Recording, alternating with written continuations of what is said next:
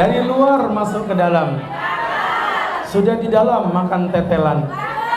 Dari cara kalian menjawab salam, nampak memang kalian kekenyangan. Assalamualaikum warahmatullahi wabarakatuh. Alhamdulillah. Alhamdulillahilladzi allafana wa allafa baina qulubina.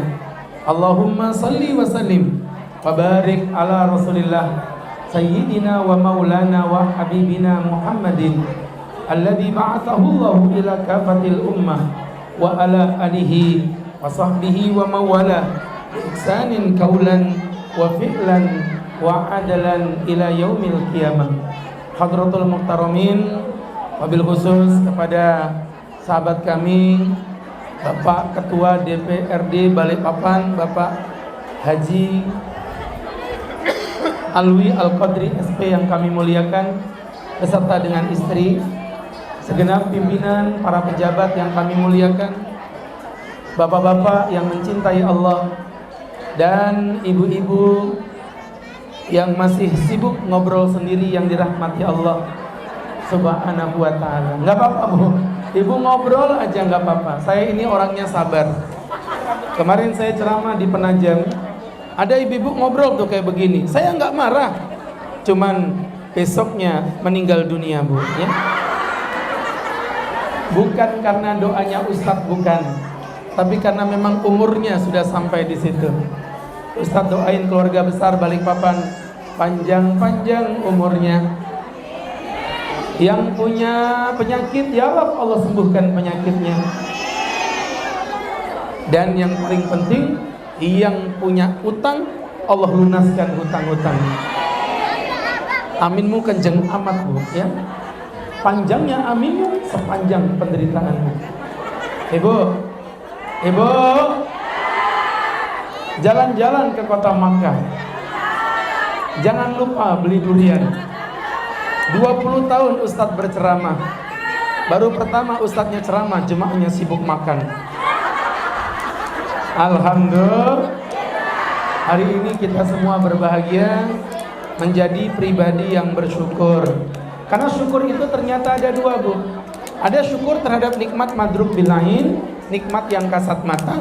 Ada syukur terhadap nikmat yang ghairu madruk bil ain, yang tidak kasat mata. Yang pertama kita syukuri yang kasat mata dulu. Ini yang lebih mudah disyukuri. Contohnya nikmat harta, contohnya nikmat wanita, contohnya nikmat anak yang menjadi belahan dada. Nah, ini nikmat yang mudah disyukuri. Bahkan kemarin saya sempat diundang sama mbak-mbak dari hotel. Pak Ustadz berkenan ceramah di tempat kami? Bisa, tapi acara kami di hotel Pak Ustadz. Nggak apa-apa, acara mau di mana aja, ayo. Yang penting isinya yang bener ya. Iya Pak Ustadz, ini acaranya syukuran. Oh, kalau syukuran ya pasti maulah saya. Cuman kalau boleh tahu syukuran apa dulu? Alhamdulillah kalau Ustadz berkenan, ini syukuran dalam rangka pembukaan diskotik baru Pak Ustadz. Mudah-mudahan dengan doa dari Ustadz, diskotik kami makin barokah. Barokah gundulmu situ ya.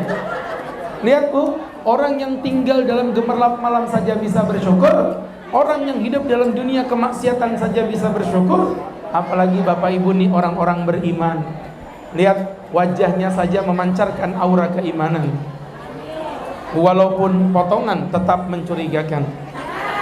Jadi Masya Allah. Maka hari ini kita bersyukur, Alhamdulillah Bapak Alwi Al-Qadri sudah diangkat 2 bulan menjadi pimpinan DPRD Balikpapan. Mudah-mudahan amanah yang ditimpakan kepada beliau menjadi amanah yang menjadikan wasilah beliau menuju surga Allah Subhanahu wa ta'ala. Pertama kali berjumpa beliau tadi, beliau katakan, Ustadz, makin berat beban yang saya terima. Saya bilang, selama itu menebarkan kebermanfaatan buat orang lain, kenapa tidak? Kalau memang keberadaan kita bisa memberikan kebaikan pada orang. Karena sebaik-baik manusia bukan cuma orang yang banyak sholatnya, bukan cuma orang yang banyak puasanya, bukan cuma orang yang banyak pengajiannya, tapi adalah orang yang paling bermanfaat kepada sesama. Betul? Tuh, lihat sampah, masukin tong sampah, pahala. Ada batu pinggir jalan, takut motor kepleset, pahala. Ada nenek-nenek mau nyebrang depan situ. Ayo nek, saya seberangin. Nggak usah cu. Ayo nek, jangan cu. Ayo. Tidak, semangat. Sampai di depan seberangan kata neneknya, cu, ini ngerepotin. Nek, tidak ada kata ngerepotin bagi warga Balikpapan. Kata neneknya, bukan ngerepotin begitu, tapi kamu yang ngerepotin nenek. Nah kok bisa nek? Lawong nenek baru nyebrang, kamu tarik balik lagi ke sini. Saking semangatnya. Maka kebermanfaatan itu digunakan dalam porsinya. Kata siapa orang Islam anti politik? Woi, Nabi Muhammad SAW itu berdakwah. Kalau bukan karena politik, maka Nabi tidak akan sukses dalam berdakwah. Ada 2 orang yang menjadi penolong baginda Nabi. Bu, ini serius gak sih pengajiannya nih? Masya Allah. Yang sana sibuk ngantri makanan belum selesai. Yang sini sibuk ngobrol. Lama-lama tak tinggal pulang beneran loh bu. Ya. Saya ulangin lagi. Ayo sini fokus. Jika ada lampu, lupakan lilin. Cakepnya mana? Udah telat, males, nggak jadi. Jika ada lampu, lupakan lilin. Jika ada aku, lupakan yang lain. Ya Allah, ngimpi apa? Nggodain nenek-nenek begini. Ini Pak Alwi tamunya kok tua-tua begini sih Pak? Ya. Jadi Bapak Ibu yang berbahagia, lanjut Bu ya. Nabi Muhammad berdakwah dalam kelemahan. Karena Nabi bukan orang kaya, Nabi bukan siapa-siapa, hanya anak yatim yang ditinggal bapak mamanya. Umur 5 tahun mamanya meninggal dunia, umur 11 tahun kakeknya meninggal dunia. Nabi bukan siapa-siapa. Kenapa Nabi mampu sukses dalam berdakwah? Yuk belajar sini. Ada 2 orang yang mensupport dakwah Nabi. Yang 2 orang ini meninggal dalam 1 tahun yang sama. Maka kematian itu disebut dengan Amul Khuzun, tahun kesedihan. Siapa itu Pak Ustadz? Yang pertama Sayyidatuna Khadijah bintil Khuwailid Al-Kubra. Dan yang kedua adalah paman baginda Nabi yang bernama Abu Thalib. Nah, sekarang mohon maaf, ayo kita belajar teman-teman. Kenapa meninggalnya 2 orang ini membuat Nabi sedih? Yang pertama, Khadijah adalah yang mensupport dana. Artinya dakwah itu butuh dana. Jangan ibu pikir mentang-mentang ini pengajian jeruknya dibeli pakai doa, bukan pakai duit. Ibu pikir mentang-mentang ini pengajian AC-nya nyala pakai doa, pakai duit bu. Ibu pikir mentang-mentang saya ustadz, jauh-jauh saya dari Karangjati sampai ke sini terbang naik ambal begitu, naik motor, bahkan tadi Pertamax. Makanya wajar kalau minumnya tuh minimal susu beruang begitu. Saya udah yakin yang ngundang ketua DPRD pasti minumannya keren. Ternyata air putih. Jadi Bapak Ibu yang dirahmati Allah, nggak apa-apa. Ustadz dengan beliau ini udah kayak saudara. Jadi udah biasa disakiti dan ditolimi seperti ini udah biasa. Saya diundang beliau pertama kali itu di lapangan terbuka di Kampung Baru. Kalau nggak salah pokoknya di atas laut itu Pak Haji ya. Habis itu diundang lagi di tempat tukang cukur. Masya Allah. Hari ini Ustadz diundang di rumah jabatan ketua DPRD Balikpapan. Allah. Jadi Bapak Ibu yang dirahmati Allah, ibu-ibu yang dimuliakan Allah Subhanahu wa ta'ala, dan yang dari tadi ngantri makan tidak selesai-selesai yang dimuliakan Allah Subhanahu wa ta'ala. Jadi dakwah itu butuh dana. Makanya kan kalau sholawatan ya dana, ya dana. Nabi Muhammad tak punya uang, maka Nabi menikah dengan Sayyidatuna Khadijah. Beliau yang support dana. Ketika Khadijah meninggal, beliau punya paman namanya Abu Thalib. Abu Thalib yang mensupport secara politik. Jadi siapa bilang orang dakwah tidak butuh politik? Woi, sembarangan aja. Itu Abu Thalib, walaupun berbeda agama dengan Nabi, beliaulah yang mensupport dakwah Nabi. Makanya mohon maaf, lokalisasi di demo berjilid-jilid nggak bakal tertutup. Mohon maaf Pak, tapi mohon maaf seorang pejabat hanya mengangkat bolpennya saja, dia tinggal tanda tangan 1 gores saja, dia bisa menutup lokalisasi manapun yang dia kehendaki. Maka orang berdakwah juga membutuhkan politik. Maka senang ya kalau kita melihat saudara kita yang sesama muslim bisa mendapatkan jabatan. Tentu jabatan ini bisa menjadi wasilah menuju surga kalau jabatan itu digunakan untuk membuat kebijakan-kebijakan yang pro rakyat, kebijakan-kebijakan yang membuat kita makin cinta kepada Allah. Ini poin 1, makanya kita syukuri. Mudah-mudahan kita doakan bareng-bareng Bapak Haji Alwi Al-Qadri menjadi pemimpin yang amanah, amin. Menjadi pemimpin yang pro rakyat, amin. Menjadi pemimpin yang selalu mencintai rakyatnya. Dan insya Allah sering-sering ngadain pengajian seperti ini. Dan jangan lupa undang Agus Khairul Huda. Amin, amin sembarangan. Jadi Bapak Ibu, dan jangan lupa kalau undang Ustadz Agus harus ada susu beruang. Allah. 1. Yang kedua, nikmat yang ghairu madruk bil ain. Nikmat yang tidak kasat mata. Contohnya nikmat persaudaraan. Nih lihat kayak gini nih, Masya Allah ya. Nih tamunya Pak Haji Alwi Al-Qadri, semuanya orangnya persaudaraannya bagus-bagus. Kok Ustadz tahu dari mana? Kelihatan, saya udah ceramah hampir 15 menit, itu masih ngobrol, enggak selesai-selesai itu ya. Masya Allah, luar biasa. Berarti memang di sini persaudaraannya tuh luar biasa. Ya Allah, ya Allah. Ini kayak pasar pelandasan nih. Jadi ibu-ibu nggak usah bentak juga Bu, biasa aja. Ustadz kok dibentak? Iya, jangan. Yang sopan, iya Pak Ustadz, gitu loh. Ibu, nggak usah kijil juga Bu, astagfirullah. Orang Ustadz kok digodain itu loh ya. Kamu pikir aku Ustadz murahan? Jadi Masya Allah, Bapak Ibu yang dirahmati Allah Subhanahu wa Ta'ala, salah satu nikmat yang mahal yang tidak bisa kita uangkan, ghairu madruk bil ain, yang tidak kasat mata, adalah nikmat hidayah yang dibawa oleh baginda Nabi Muhammad sallallahu alaihi wasallam. Mohon maaf, Ibu, yang ngasih Ibu makan siapa Bu? Ini orang Islam nggak sih orang-orangnya? Woi, yang ngasih kita makan siapa Bu? Allah. Tapi Ibu dikasih makan melalui siapa? Suami. Maka berterima kasih kepada Allah. Caranya berterima kasih kepada suami. 1. Ibu mohon maaf ya bapak-bapak, yang menciptakan kita siapa? Melalui siapa? Orang tua, suami.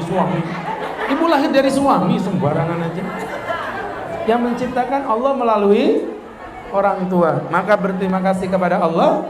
Caranya berterima kasih kepada orang tua. Ibu, yang menjadikan ketua DPRD siapa? Rakyat, sembarangan aja. Allah, betul. Tapi melalui siapa tadi Bu? Rakyat. Maka berterima kasih kepada Allah. Caranya berterima kasih kepada rakyatnya. Lagi, yang memberi kita hidayah siapa? Melalui siapa? Nabi, Pak Ustadz sembarangan. Nabi. Maka berterima kasih kepada Allah. Caranya berterima kasih kepada baginda Nabi Muhammad sallallahu alaihi wasallam. Nah, itulah yang membuat kenapa kita merayakan Maulidun Nabi. Saya sering lihat ya, mohon maaf Bu ya, banyak orang gagal paham terhadap konsep Maulidun Nabi. Pak Ustadz, saya tidak mau merayakan Maulid Nabi. Saya bilang terserah. Kepala sekolah Bu, di salah satu sekolah di Balikpapan, saya tidak mau merayakan Maulid Nabi, rapopo, aman. Karena mencintai Nabi tidak mesti melalui Maulidun Nabi. Perhatikan Pak ya, 6 minggu kemudian saya ditelepon, Pak Ustadz, ya kami di sekolah mau mengadakan acara ceramah, apakah Ustadz berkenan hadir? Insya Allah. Acara apa kalau boleh tahu? Karena ini Rabiul Awal, saya tembak, Maulid Nabi kah? Oh bukan Pak Ustadz, kami tidak mau Maulid Nabi. Kami tidak mau Maulid Nabi. Oke. Terus acara apa? Tabligh Akbar. Oh mantap. Cuman kalau boleh tahu temanya apa? Temanya Maulid Nabi Muhammad sallallahu alaihi wasallam. Oh tampak memang menurutmu baru tahu saya. Paham? Maulid Nabi itu bukan ritualitas ibadah. Jadi kau tanya apa dalilnya? Itu pertanyaan bebungulan. Pertanyaan beleng-beleng itu namanya. Maulid Nabi itu ungkapan rasa syukur. Ibu punya anak khitan, ibu syukuran khitan, itu rasa syukur. Bapak mau berangkat haji, bapak berangkat haji ngadain syukuran berangkat haji, itu rasa syukur. Dan itu tidak ada dalilnya. Maka mencintai Nabi Muhammad kita adakan syukuran. Cuman itu, tidak lebih dari itu. Apa sih isi Maulid Nabi? Kalau memang ini ibadah, mana mungkin ibadah dimundurkan? Ibu, saya mau tanya, boleh nggak sholat duhur malam hari, Bu? Nggak boleh. Sekarang kita Maulid Nabi Rabiul Awal. Ini sudah akhir bulan Rabiul Akhir. Bapak ketua kita ngadain Maulid Nabi. Ini sudah telat. Tapi kan nggak apa-apa, keles, ya. Paham? Karena Maulid Nabi bukan ritualitas ibadah. Maulid Nabi adalah esensinya bagaimana kita bisa belajar untuk mencintai Nabi. Dimanapun, kapanpun. Mau ngadain Maulid Nabi bulan Ramadan, silakan, tidak ada masalah. Kenapa? Karena kita cuma ingin belajar tentang sejarah Nabi. Tidak lebih jauh dari itu. Maulid isinya dua perkara. Maulid isinya dua perkara. Yang pertama ma'rifatun Nabi, mengenal siapa nabimu. Dan yang kedua ma'rifatur risalatihi, mengenal ajaran yang dibawa oleh nabimu. Yang pertama dulu, mengenal Nabi kita yang begitu hebat sempurna. Wa ajmalu minka, wa ajmalu minka, wa ajmalu minka lam talidin nisaa, wa ajmalu minka lam tara qattu aini. Yang lebih indah dari engkau tidak pernah dilihat oleh mata, ya Rasulullah. Wa aksanu minka lam talidin nisa'u, dan yang lebih perfect dari engkau tidak pernah dilahirkan oleh seorang ibu, ya Habiballah. Nabi sempurna. Khuliqata mubarra'an, oh khuliqata mubarra'an min kulli aibin. Nabi diciptakan bebas dari aib. Ka'annaka qad khuliqata kama seakan-akan engkau menciptakan dirimu sendiri, ya Habiballah. Nabi kita perfect dohir dan batinnya, Pak. Terlahir dalam kondisi yang sangat mengenaskan. Nabi hidup dalam keterkucilan, ya. Saya tuh sempat mikir, kenapa sih Nabi ditakdirkan menderita amat? Baru lahir bapaknya meninggal dunia, 5 tahun mamanya meninggal dunia, 10 tahun, 11 tahun kakeknya meninggal dunia. Dititipin ke pamannya Abu Thalib, Abu Thalib meninggal dunia. Dititipin kepada Sayyidatuna Khadijah bintil Khuwailid Al-Kubra, istrinya meninggal dunia. Punya anak ada 7, 3 laki-laki, 4 perempuan. Yang laki-laki 3-tiganya, Bu, Qasim, Abdullah, Ibrahim, meninggal dunia. Yang perempuan ada 4, Zainab, Ruqayyah, Ummi Kulthum. Ini sudah sempat menikah, tetapi tetap aja meninggal dunia. Yang satu Sayyidatuna Fatimah Zahra masih bertahan hidup sampai Nabi meninggal. Tapi ujung-ujungnya setelah Nabi meninggal pun tidak lebih dari 3-4 bulan meninggal dunia. Saya tuh berpikir, kenapa Nabi hidup dalam keterkucilan seperti ini? Ternyata Masya Allah, inilah pendidikan yang diberikan Allah kepada baginda Nabi untuk menjadi sesosok yang besar. Ingat, ujian adalah tanda kesuksesan. Ingat, kupu-kupu yang cantik muncul dari kepompong yang menjijikkan. Maka Nabi Muhammad di-prepare sedemikian rupa. Yang pertama, Nabi Muhammad SAW dibiarkan dalam kesendirian untuk menjadi pribadi yang independen. Sebagai seorang pemimpin, Nabi tidak condong kemana-mana. Siapa bersalah, hukum. Wallahi law anna Fatimah binta Muhammadin saraqah, demi Allah jika Fatimah anak Muhammad mencuri, laqata'tu yadaha, jangan orang lain, aku yang potong tangannya. Coba ada pemimpin seperti itu. Ini keindependenan Rasulullah sallallahu alaihi wasallam muncul karena sejak kecil Nabi Muhammad terdidik dalam kesendirian. Yang kedua, Nabi hidup dalam keterkucilan.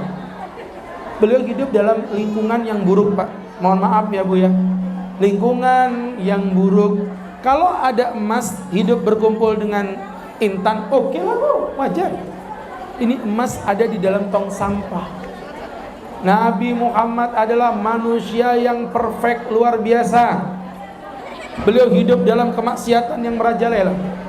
Makanya saya sering bilang tuh, orang kalau baik di tengah kebaikan itu wajar, Pak. Tapi kalau ada orang baik, Bu, di tengah kemaksiatan, maka itu luar biasa. Makanya kemarin saya ke Jakarta, ada yang nganterin tuh bilang gini, Ustadz pernah mampir ke sini enggak? Enggak. Ini gedung apa? Ini Alexis, Pak Ustadz, tempat lokalisasi termahal se-Indonesia. Allah, emang semahal apa? Loh Pak Ustadz, 25 juta Tat. Itu baru ukuran shot time. Itu baru shot, belum shot, dot, tok, do, ain, ghain. Masya Allah. Ketika saya begitu, saya ketawa, Pak. Yang nganterin bilang begini, Ustadz kenapa ketawa? Nggak apa-apa, saya cuma jadi ingat di Balikpapan ada pengusaha berpendapatan per bulan 1 miliar lebih per bulan, Bu. Terus kalau dia ke Jakarta nggak mampir ke Alexis, itu murni karena keimanan. Bayangkan dia punya 1 M per bulan, mengeluarkan 25 juta, perempuan cantik jelita, nggak ada rasanya. Tapi kalau ada orang yang macam begini-gini nih, datang ke Jakarta tidak mampir ke Alexis, itu bukan karena keimanan, tapi karena keuangan. Ya, Nabi kita hidup di tengah gemerlap kemaksiatan, tapi Nabi mampu menjaga diri. Makanya Ustaz sering bilang, titip-titiplah Balikpapan, ya Bu. Balikpapan ini kota Madinatul Iman, namanya indah. Ustaz sering bilang, kalian pernah muhasabah gak sih bahwa daerah-daerah yang diuji Allah dengan gempa alam, tsunami, ibu lihat yang tsunami namanya indah-indah loh, Bu. Contoh ya, Aceh, namanya apaan, Bu? Serambi Makkah, betul. Maksiat hantam dengan tsunami. Yang terakhir NTT, Lombok, namanya apa itu? Pulau 1000 masjid. Maksiat hantam tsunami. Palu, kota Islam tua, maksiat hantam tsunami. Jadi maksud Ustaz, kita merenung, kota kita ini namanya Madinatul Iman. Hati-hati, Madinatul Iman, tapi ternyata isinya kemaksiatan. Na'udzubillah, tsumma na'udzubillahi min dzalik. Hati-hati, Bu, ya. Kalau Palu saja Allah luluh lantahkan, Palu saja Allah luluh lantahkan. Padahal apalagi Balikpapan, orang Papan aja dihancurkan pakai palu, palunya hancur, apalagi Papannya. Maka berwaspadalah Bapak Ibu yang dimuliakan Allah Subhanahu wa ta'ala. Nah, disitulah bagaimana Nabi sanggup hidup dalam kebaikan. Kita tinggal di Balikpapan, di Madinatul Iman, ku bela, ku bangun, ku jaga beruang madu Persiba, degradasi Liga 2, kalau main selalu kalah. Hati-hati, jangan macem-macem, bro, ya. Maksiat dikit hantam. Ini poin yang pertama, ya. Bagaimana kita mengenal baginda Nabi tercinta kita. Kemudian yang kedua, mengenal ajarannya. Untuk apa, Tat? Untuk kita ikuti. Maka ibu-ibu yang dirahmati Allah Subhanahu wa ta'ala, mutaba'ah itu pangkal cinta paling tinggi, Pak. Jangan ngaku cinta Nabi kalau ibu belum melakukan ajarannya Nabi. Setidaknya yang kita waspadai pada 3 poin, ya. Berarti ini ada berapa, Bu?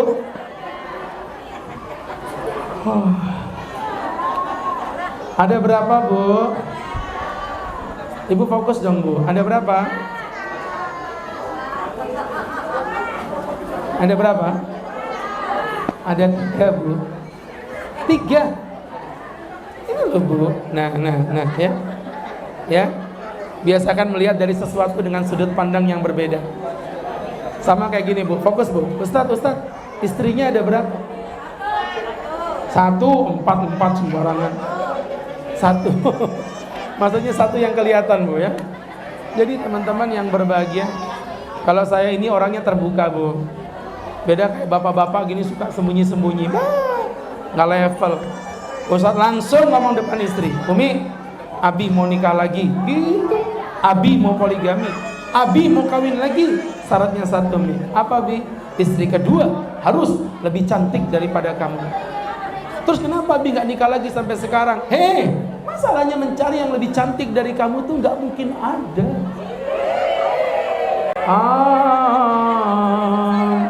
Backsound. Kena angin rambutnya terkipai.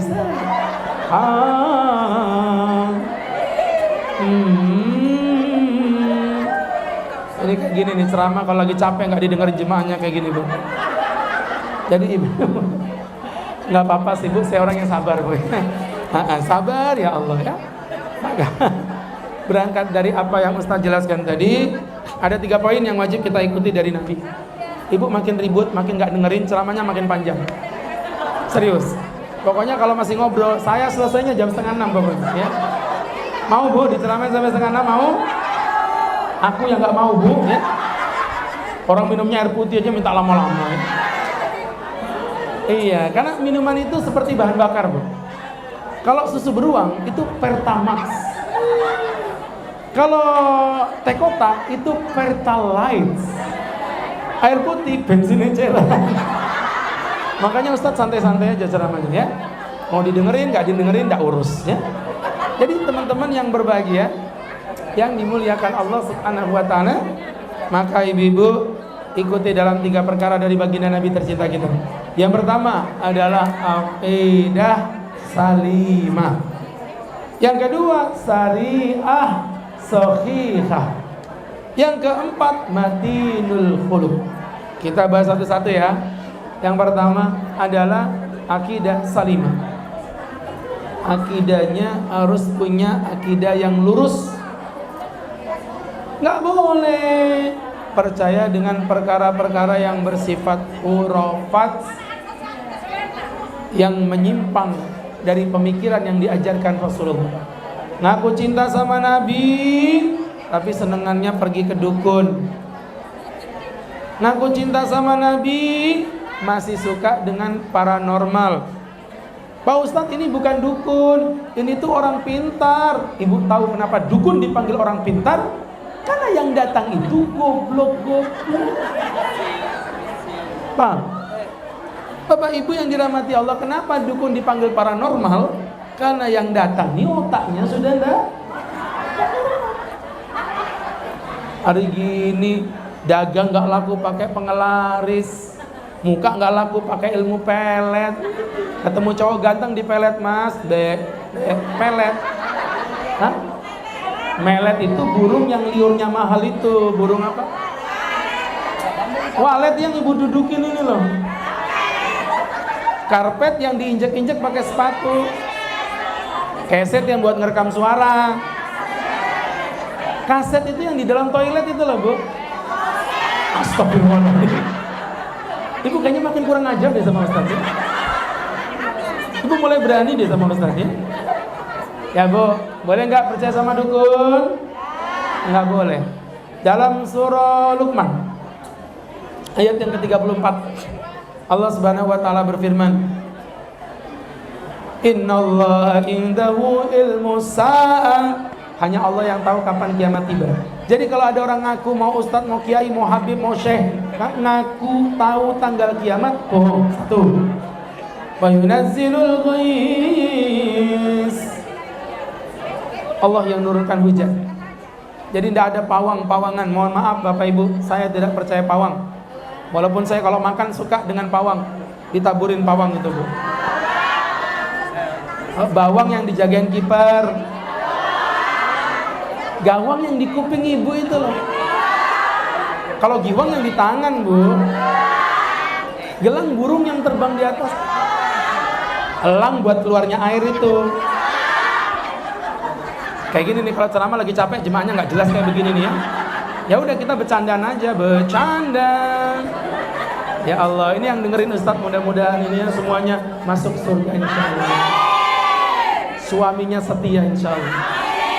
Tapi yang ribut-ribut gini, mana katanya?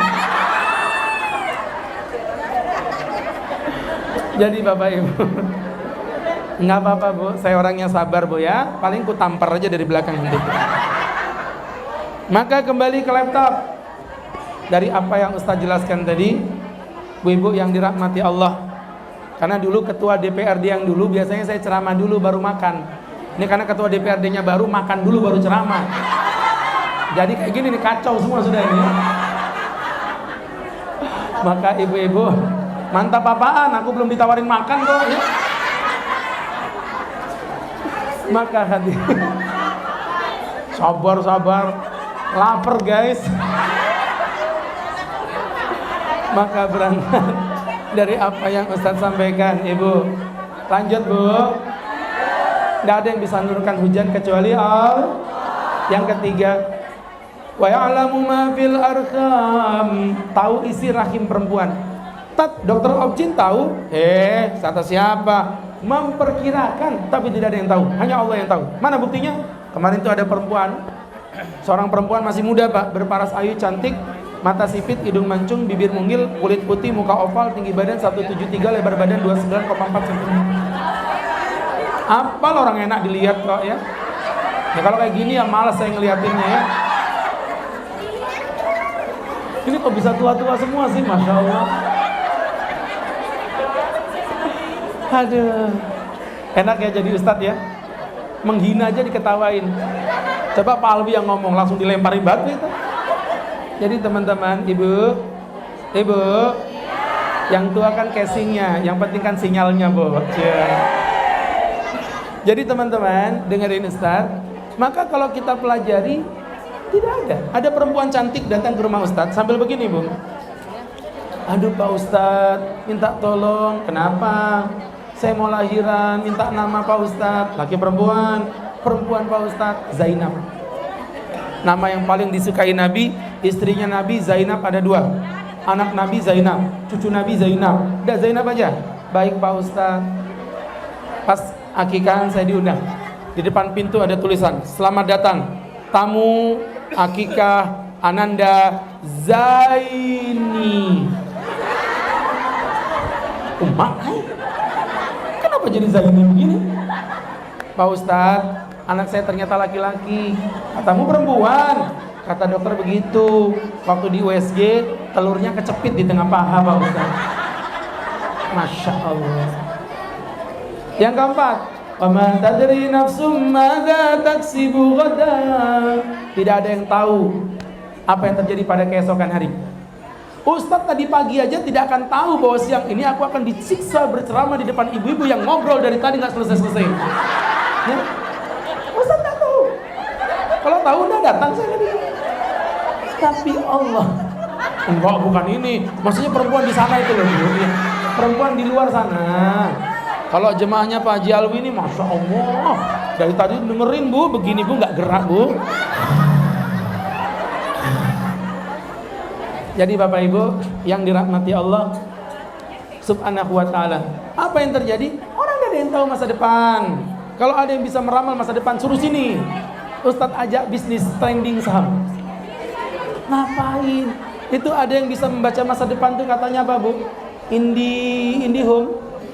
Oh Indigo, kira IndiHome.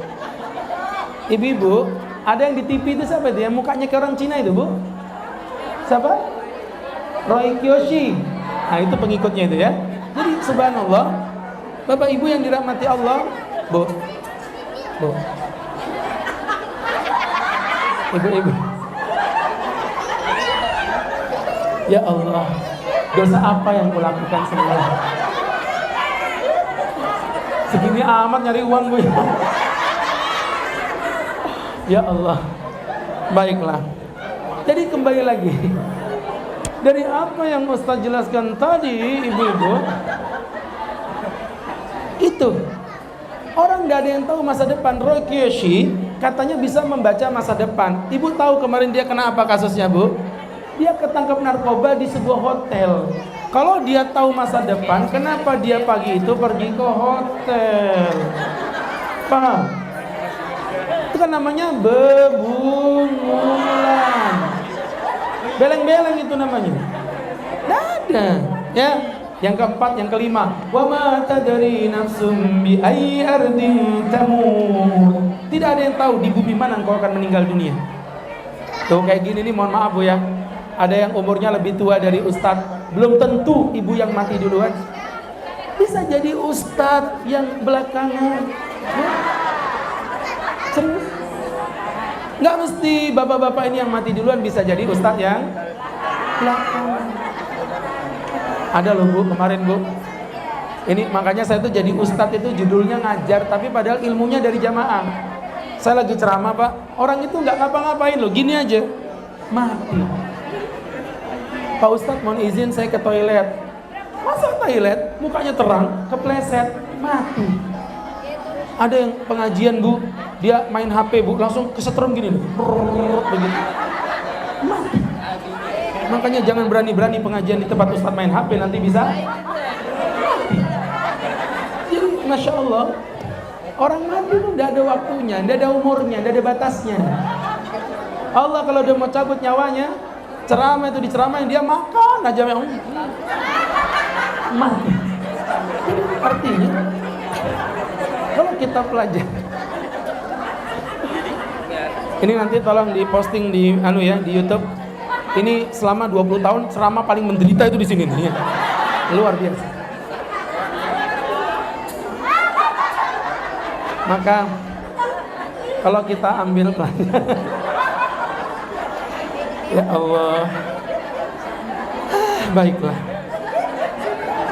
Ibu yang dimuliakan Allah. Oh ya, kesini aja udah ya. Anggap aja ini penampakan gitu ya Bu ya. Iya, fokus ke sini aja, Masya Allah. Jadi teman-teman, boleh ditutup nggak Pak Haji ini pintunya kalau boleh? Itu yang pertama Bu ya, akidahnya harus akidah yang salimah, yang lurus. Yang kedua, syariat shokika. Kalau cinta Nabi, Anda harus mengikuti syariatnya kayak baginda Rasulullah. Sholatnya kayak Nabi. Jangan laju-laju. Ada orang sholat ngebut, ngalang-ngalai Valentino Rossi. Sholat dia sendirian ngebut. Kalau sholatnya di depannya, di belakangnya ini lagi sholat ngimamin, ada Bapak Ketua DPR di Balikpapan. Imamnya berubah itu lagunya. Allahu Akbar. Kutampak memang mulutnya. Giliran sholat sendirian, tidak ada pejabat, sholatnya berubah. Allahu Akbar, Allahu Akbar, Allahu Akbar. Saking lajunya, Sami Allahu Akbar. Rapelnya jadi satu. Ada yang begitu? Hanya sholat itu santai bro. Iya, sabar-sabar dulu. Janganlah diganggu. Biarkan saja dia duduk dengan. Kok ibu tahu? Sabar-sabar dulu. Janganlah diganggu. Biarkan saja dia duduk dengan.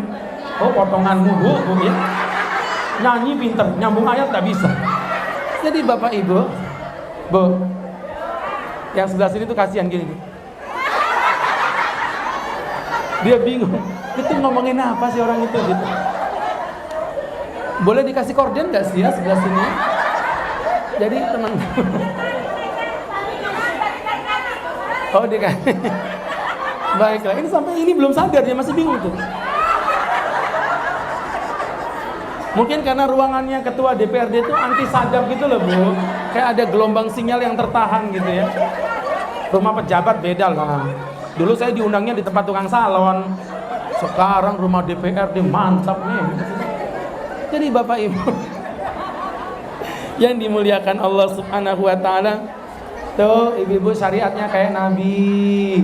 Ibu disuruh pakai jilbab, berarti jilbabnya harus ikutin suntunan sunana Nabi. Ada orang pakai jilbab, kesalahannya 3. Apa tak? Yang pertama, pakai jilbab tetapi bajunya terlalu tipis.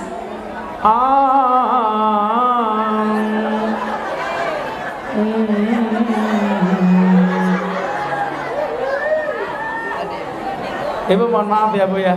Mohon maaf, saya punya teman orang Arab Pak. Namanya itu Naufal. Teman saya waktu di Yaman, kuliahnya di Yaman, jalan-jalannya ke Saudi. Emang kalian jalan-jalan paling jauh ke Tretip, ngeliatin buaya darah. Jadi subhanallah, Ustaz datang. Ini Naufal nih kalau saya umroh, saya nggak pernah tidur di hotel, Bu. Tidur di rumahnya beliau ini. Ya Ustaz, ta'alina. Ana batazawwaj Indonesiat katanya. Aku mau nikah dengan perempuan Indonesia. Lish. Kenapa? Perempuan Arab cantik-cantik. Kenapa kau tidak nikah dengan orang Arab? No. Perempuan Arab itu mulutnya kasar-kasar. Beda kalau perempuan Indonesia, lembut, suaranya tuh lembut. Ibu lihatin tuh.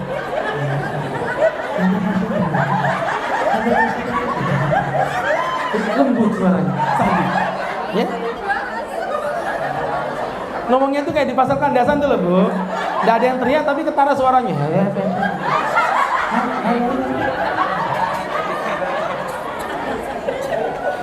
Ya Allah, ampuni dosaku ya Allah.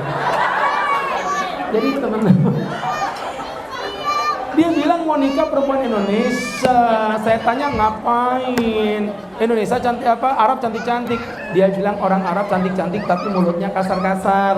Kalau Indonesia itu mulutnya lembut-lembut. Cuman satu yang aku ini tidak suka sama perempuan Indonesia. Lish, kenapa? Wallah Indonesia ada syafafat. Bajunya tuh tipis-tipis. Tahu dari mana? Karena perempuan Indonesia kalau berangkat umroh pakai baju putih-putih. Ustaz sering bilang umroh itu yang pakai baju ihram cuman bapak-bapak nih, pakai baju ihram, perempuan bebas bajunya. Tapi kan kita ini karena kebanyakan nonton film tukang bubur naik haji, ya kan? Kalau enggak pakai putih-putih itu kayak enggak sah. Pakai baju putih, warnanya warna putih, kainnya kain katun, bahannya tipis, dalemannya merah, kena keringat, ngeplek, labbaik Allahumma labbaik.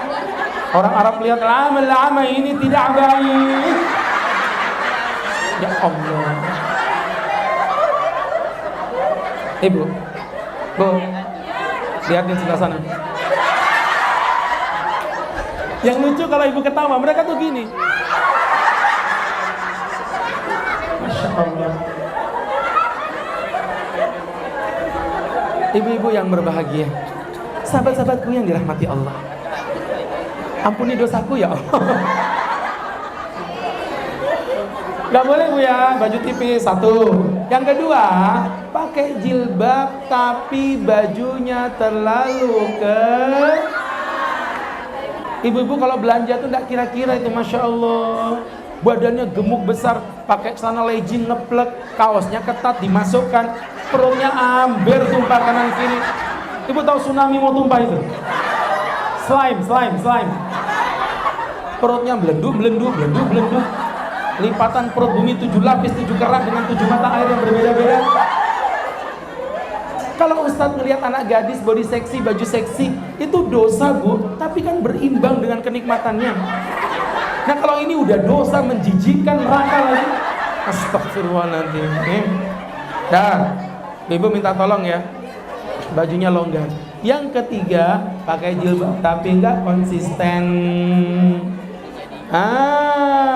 Lihat dong ibu-ibu di sini pakai jilbab semua, mantap Pak Ustadz. Mantap apaan? Wong pengajian.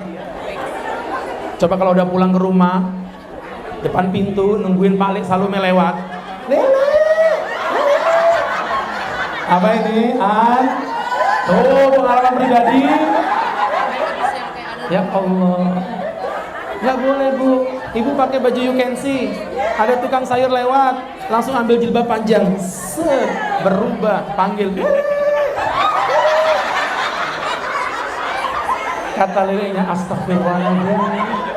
Rambut atas ditutup, rambut keribu dibuka. Hati Bu, gak boleh. Pakai jilbab harus yang konsisten, biar cepat masuk surganya. Itu syariatnya, diikuti dari Kanjeng Nabi Muhammad Sallallahu Alaihi Wasallam. Yang ketiga, akhlaknya. Akhlak kayak Nabi. Mau tahu akhlak Nabi? Gampang, 3. Ini udah terakhir, ini udah selesai habis ini ya. Capek juga aku sudah ngeliat orang-orang ini ya.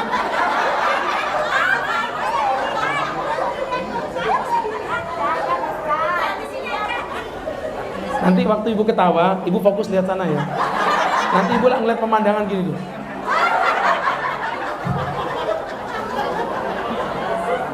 Kalau mau tahu akhlak itu 3. Yang pertama, badlun nada, tebarkan kebermanfaatan.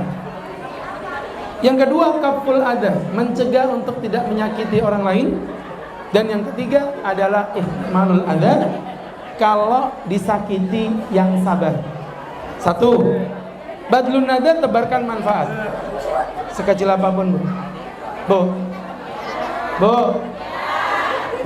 Orang salaman kok mbok liatin tuh loh. Sini lo lihat ya. Orang salaman aja diliatin. Ini kalau enggak perempuan tuh sliding memang enggak gini sih. Ibu-ibu, jangan begitu. Aku tuh enggak bisa digituin. Maka ibu-ibu, saya ini mau muntah loh ngomong begitu tuh sebenarnya. Saya tahan ini. Kebaikan itu ntar, saya kalau air putih itu minumnya belakangan aja. Kebaikan itu, Bu, jangan dilihat dari kadarnya. Paham? Paham nggak? Ibu. Saya itu sopan orangnya. Ibu paham?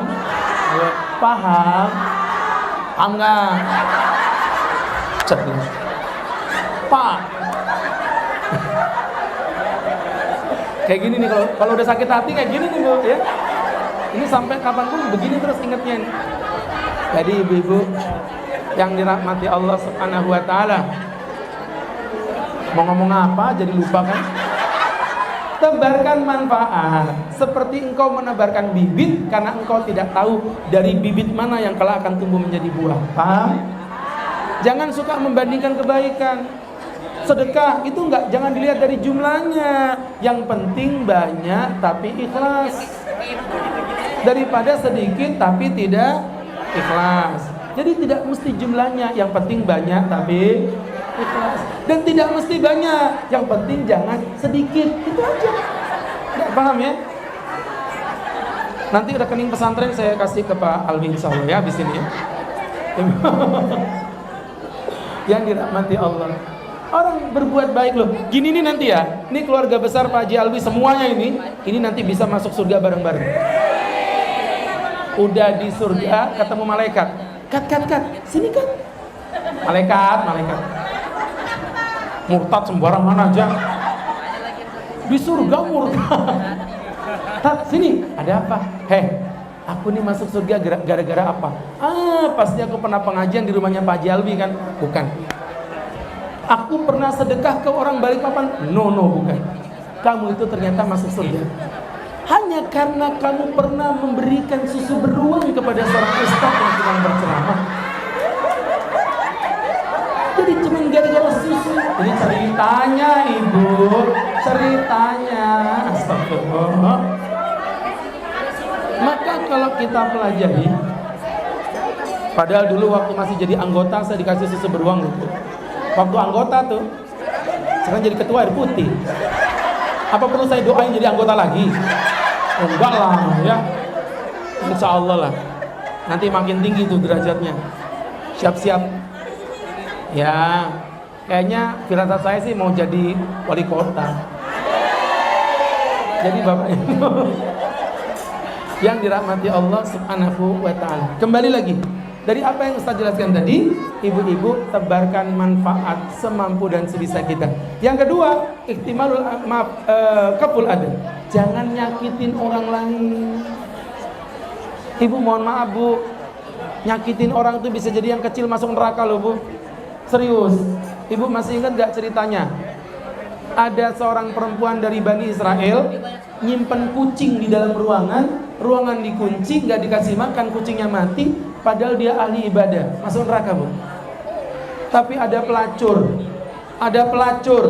pulang melacur, ketemu anjing berliur-liur, di sampingnya sumur, diambilkan pakai sepatu penuh lumpur, dikasih minum, anjingnya hina, pelacurnya hina, tapi gara-gara itu masuk surga.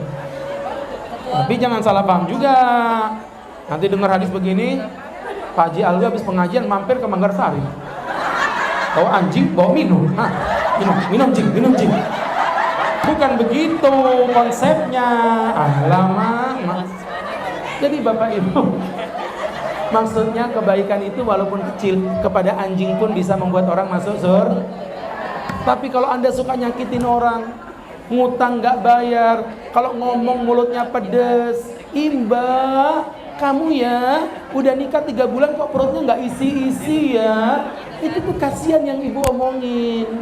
Nanti 6 bulan ketemu lagi, cie perutnya udah isi. Kok bisa? Suaminya kan di lokasi, ikut tapak memang mulutnya. Gak sopan orang. Ada yang begitu? Banyak nyakitin hati orang, ngomong gak perasaan. Pengajian hampir sejam ngobrol terus, itu menyakitin.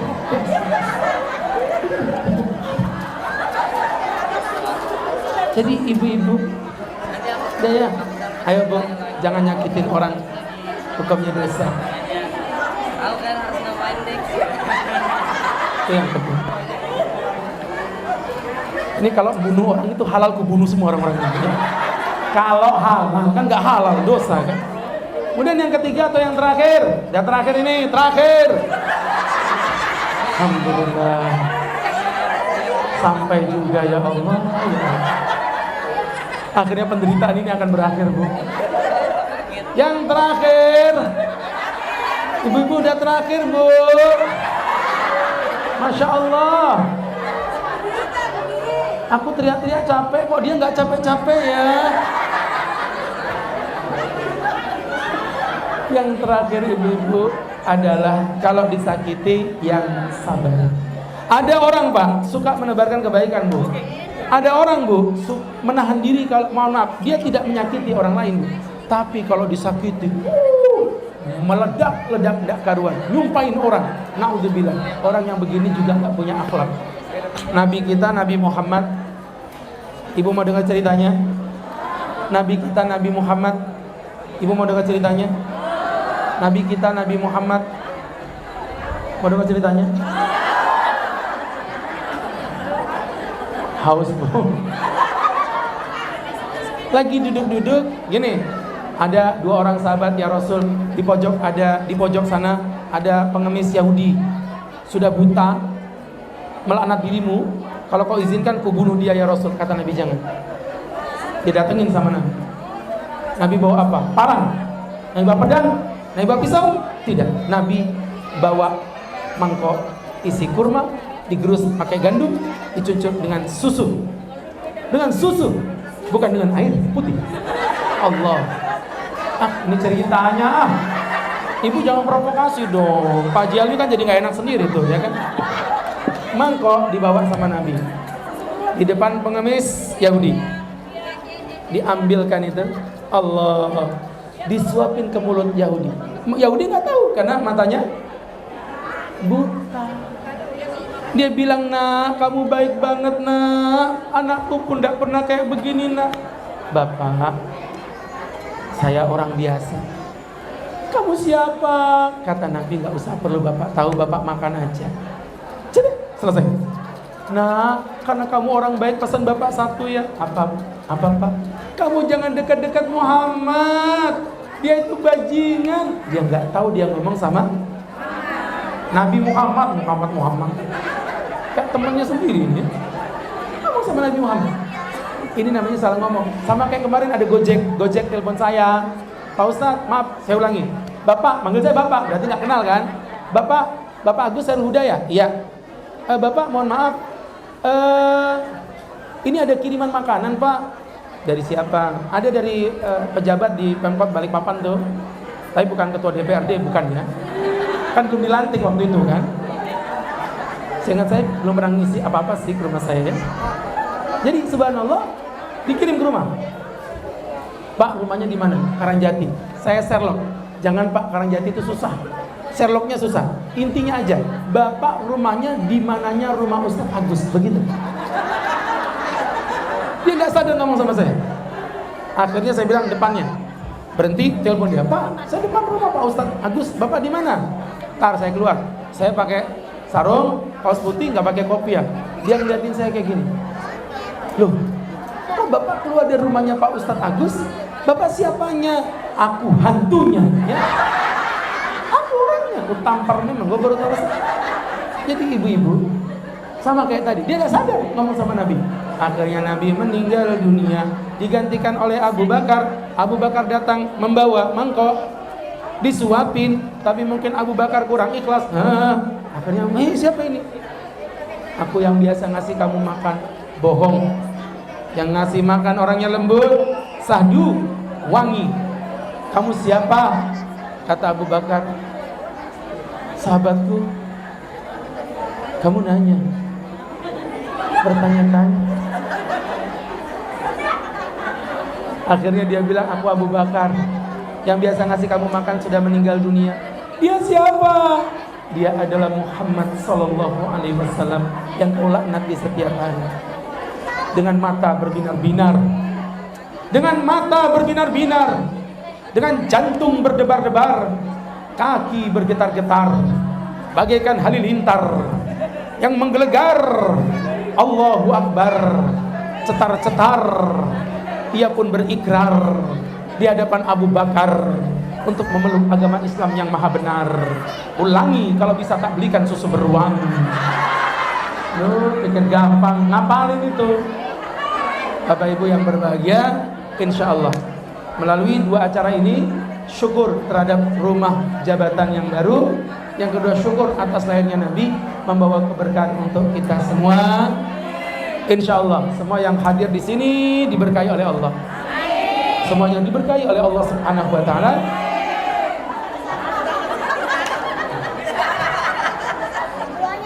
Sebelah sini juga ya, yang kena ambal hijau aja ya. Jadi subhanallah, teman-teman yang dirahmati Allah, insya Allah yang punya hajat Allah kabulkan.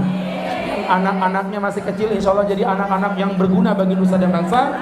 Dan insya Allah kita semua akan dimasukkan Allah ke dalam surganya. Amin ya rabbal alamin.